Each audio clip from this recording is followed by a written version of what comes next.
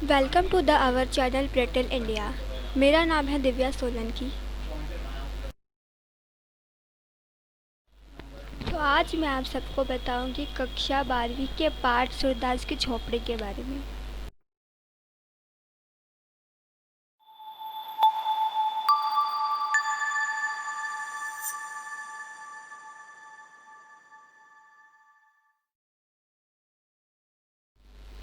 कहानी के मुख्य बिंदु। कहानी में सूरदास का चरित्र, सूरदास की 3 आशाएं, भैरव का चरित्र, भैरव ने सूरदास की झोपड़ी क्यों जलाई, झोपड़ी जलने के बाद सूरदास झोपड़ी में क्या खोजने गया था, सूरदास अपनी आर्थिक हानि को जगदर से गुप्त क्यों रखना चाहता था, मिठुआ की एक सीख सूरदास को।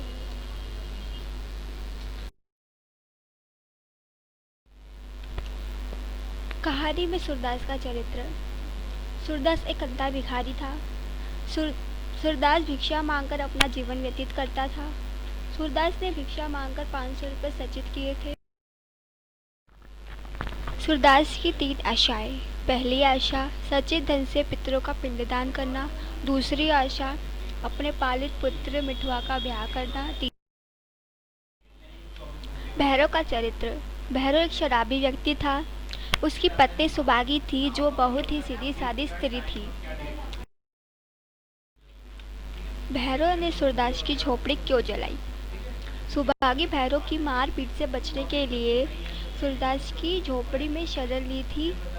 सूरदास दयावान था, इसलिए उसने सुभागी को अपनी झोपड़ी में शरण दी। भैरव को इस बात से ईर्ष्या होने लगी। भैरव सूरदास की झोपड़ी में गया और सूरदास की जमा पूंजी को चुरा लिया। झोपड़ी जलने के बाद सूरदास झोपड़ी में क्या खोजने गया था। सूरदास ने अपने जीवन में भिक्षा मांगकर जो 500 रुपये जमा किए थे, वह अपनी जमा पूंजी खोजने गया था, लेकिन उसे अपनी जमा पूंजी नहीं मिली थी।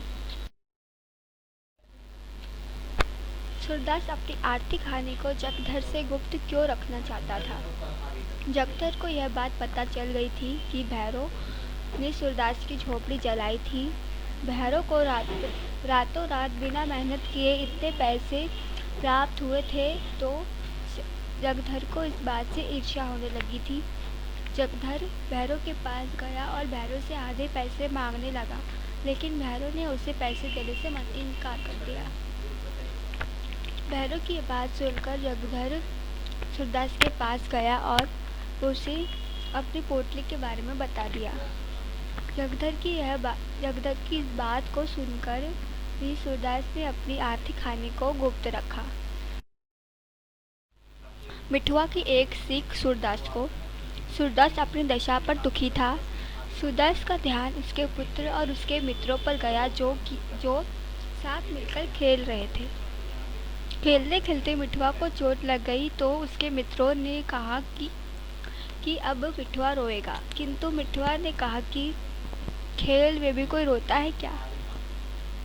मिठुआ की thank you for watching my video. Like, share and subscribe.